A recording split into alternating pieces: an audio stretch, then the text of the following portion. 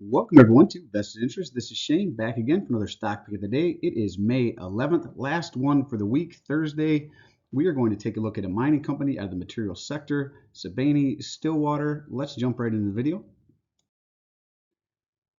you want to know more about them, check them out at their homepage, www.sibanystillwater.com.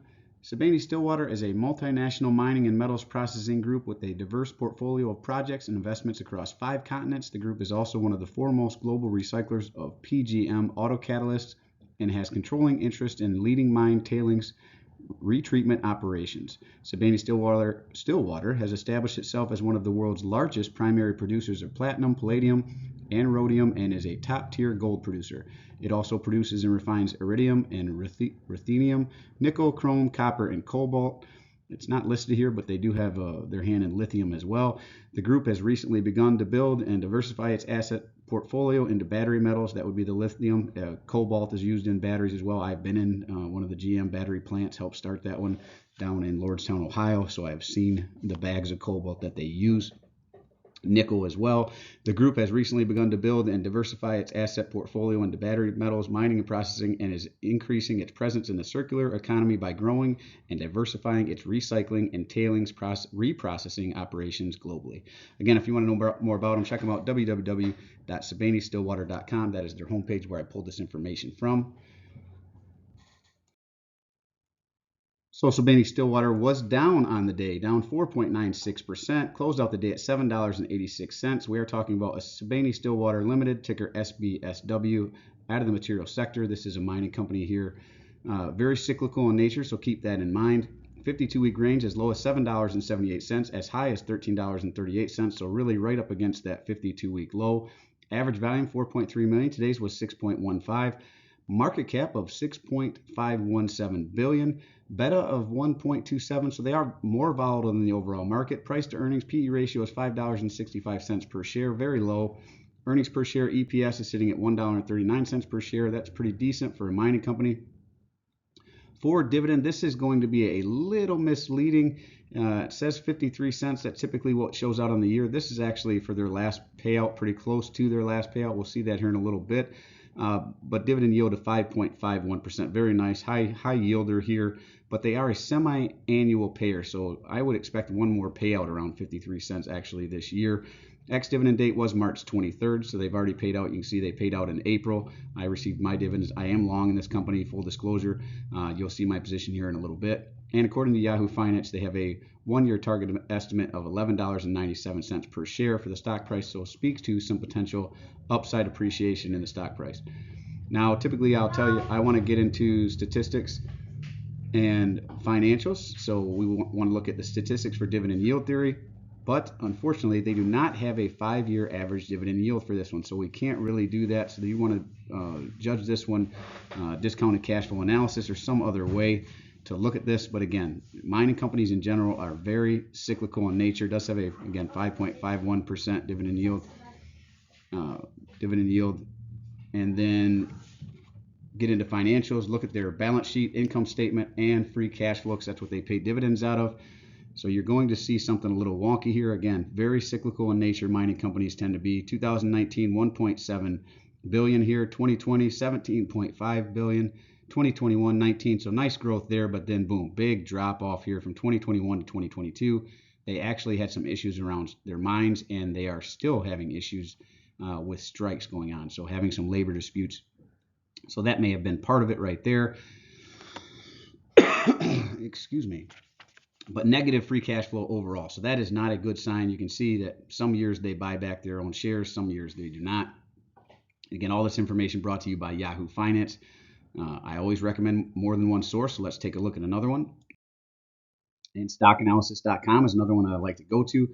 I'm not affiliated with either Yahoo Finance or stockanalysis.com, so I don't get anything for using them or promoting them. Just two sites that I like to look at. They give you a lot of the same information, financial statistics. We are looking at the forecast, and they have 4 stock analysts, so it's not a ton of analysts that have taken a look at this, but of the 4, they call it a consensus buy. I would tend to agree, at least down here at the $7.86 range. I have been buying this company $8.50 and under. That's kind of where I'm at with it. My cost basis is higher. Again, you'll see that here in a minute. And according to stockanalysis.com, they have a low estimate of $9. So obviously it is currently sitting much lower than that. So if it came back up to their low estimate, that would be a 14.50% increase in the stock price. They have an average estimate of $12. That would be a 52.67% increase in the stock price. And if it happened to hit their high of $15, that would be a 90.84% increase in the stock price. All the while, you could collect that dividend along the way. They are, again, a semi-annual payer. Sometimes they only pay once a year. Typically, it's twice. We'll see that here in a minute as well. I like to get into the statistics, look at return on invested capital, ROIC, and return on equity. I'm looking for 10% or better, or in line with their average competitors' market, right?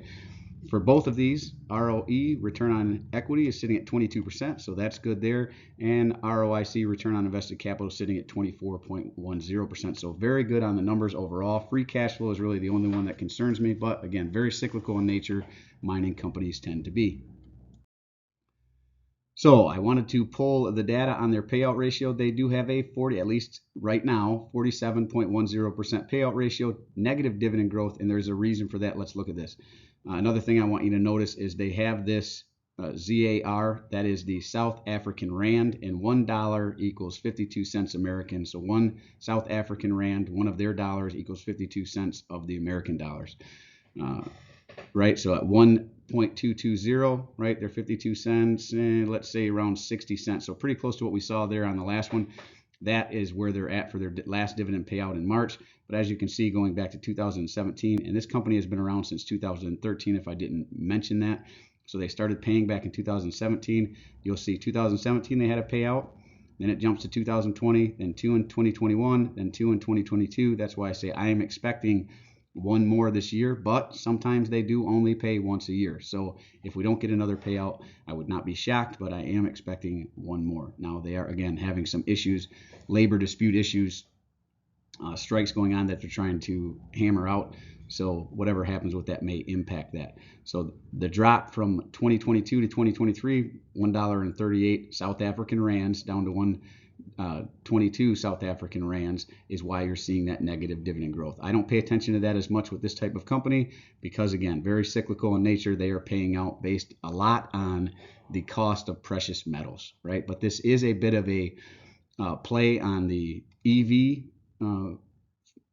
boom, I guess you could call it, the EV manufacturers with their lithium, their cobalt, and the other items that are going to be used for batteries in the future. That is part of the reason I'm in this one. And again, I like this one under $8.50 per share. I will say my cost basis over here is $10.15 per share, so it's well under that. So I will be looking to add to this one here, down here in the $7 range. And I do have 346.777 shares. I have $3,519.82 into the position. I am down significantly on this one, right? 22.56%. One of my biggest losers to date is this company right here, but I will be adding more to bring this cost basis down, bring that 1015 down more in line with, I'd like to get it down into the 9s or maybe even the 8s and bring this up to maybe 500 shares or so, especially while it's down here back close to its 52-week low. 4.9% drop on the day, big drop. So I like to see the red. I know that may be weird, but I do. It gives me a lower cost basis as I add additional shares, brings up my potential future returns, and decreases my overall my cost basis overall. And that really is Sibanye Stillwater.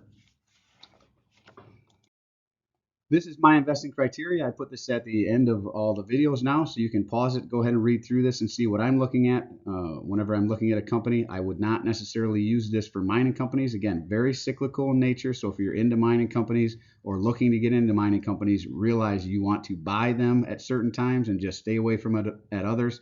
Whenever, and really follow the precious metal prices. Whenever they drop, these companies tend to drop as well, and that's whenever you want to start looking at them. So if the market's doing pretty particularly well in green, these companies tend to do poorly, right? Well, that is it for this one. These are quick hitters trying to find value in the market where it presents itself. As always, appreciate you stopping by. If you haven't done so already, don't forget to show me some love. Hit that thumbs up, ring the notification bell. Most importantly, subscribe to the channel. Join us on this journey to financial freedom. Join the vested interest community, trying to build a like-minded community of dividend growth investors so we can share our experiences, stocks we're watching, stocks we're selling, stocks we're avoiding like the plague.